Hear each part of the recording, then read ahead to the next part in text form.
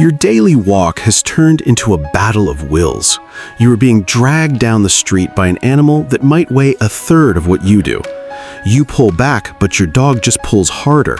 You shout no, but they act like you aren't even there. You get home frustrated, and your dog gets home wired. This cycle repeats every single morning for millions of owners. But here's the catch. Pulling back is the single worst thing you can do. It triggers a neurological response called the opposition reflex, where your dog's nervous system automatically pulls against the resistance. You're accidentally rewarding the very behavior you hate. Every time your dog pulls and you move forward, they learn that pulling is the key to getting what they want. It doesn't matter if you're angry or if they're choking. If they arrive at that interesting smell, they've won. To fix this, you have to fundamentally restructure what pulling produces. You need a system that changes your dog's mindset from 0% attention to a beautiful loose leash heel in minutes.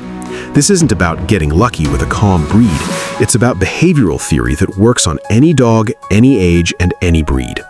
If you follow these steps, you will transform your walk from a chore into the highlight of your day. The first step is your equipment, because the wrong gear actively reinforces pulling. Flat collars and retractable leashes are often the biggest culprits. A flat collar at the base of the neck creates a pressure loop where the dog pulls to find a comfortable position. If you want to change the physics of the walk without using aversives, a front clip harness is a game changer.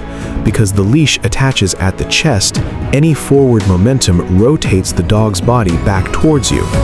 For larger, more powerful dogs, a head halter can be effective because dogs follow where their head leads. Some trainers prefer a prong collar because it disperses pressure evenly and provides power steering for high-drive dogs. Whatever you choose, it must be fitted correctly, snug enough that they can't slip out, but with room for 2 fingers under the strap. Once your gear is set, you have to flash the cash and build engagement.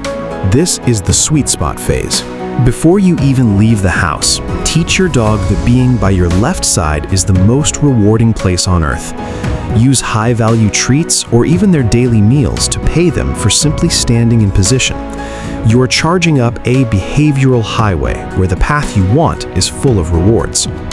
Start this in a low distraction environment, like your hallway or garden. If they aren't paying attention to you in the living room, they definitely won't listen when a squirrel runs by. This builds the foundation. Being near you pays off. Now we enter the red light, green light phase. The rule is absolute. The moment the leash goes taut, you become an anchor. You don't slow down, you don't shout, you stop completely. Do not move an inch until that leash goes even slightly slack.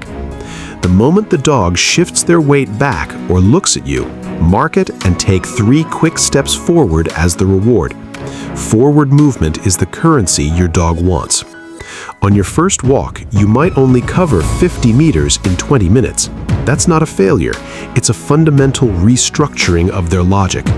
They are learning that a tight lead is a red light that kills all progress. But sometimes stopping isn't enough to break their focus. This is where you employ the ninja U-turn.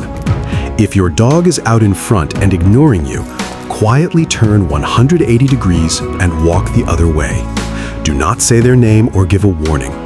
They will hit the end of the leash and realize the asshole holding the lead just changed directions. This makes you the most unpredictable and interesting element of the walk. After 3 to 5 reps, your dog will start cheating, peeking back at you to make sure you haven't disappeared again. You are teaching them that they must reserve a little space in their brain for you at all times. If you have a dog that is physically resilient or leash-wise, you may need to introduce the pop and release. This isn't about clobbering the dog. It's a quick, surgical correction to punish the act of pulling. When the dog pulls into the leash, you deliver a sharp wrist flick pop and immediately return to a slack line. You must be faster than the dog. If the behavior doesn't decrease, your pop wasn't meaningful enough to be a consequence. You are looking for a behavioral shift where the dog feels pressure and immediately backs off to avoid the pop. This creates a clear agreement: pull and get corrected, or walk loose and enjoy the world. Consistency is where most owners fail. You cannot let them pull 4 times out of 5. If you do, they learn that pulling is like a slot machine. It eventually pays out. If you're in a rush and can't train, use a different harness that gives them permission to pull so you don't ruin your progress on the training gear. Every person who walks the dog must follow the same rules. If your partner lets them pull, the dog isn't trained, they've just learned to manipulate different people. This takes patience and time, but a calm walk with your best friend is worth the 4 to 6 weeks of effort. The ultimate insight here is that loose leash walking is a gateway to freedom. It isn't just about control, it's about building a relationship where your dog listens because they want to, not just because they have to. Once you master this, you can transition to off-leash training, giving your dog the maximum amount of freedom they can handle.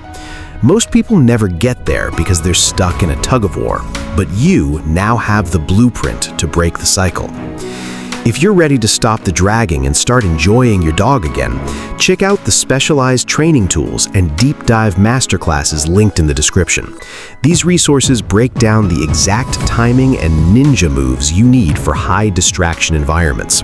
Don't forget to subscribe for more practical dog fixes that actually work.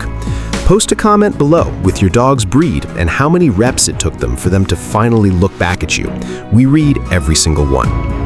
Now, go out there, grab your gear, and take back your walk.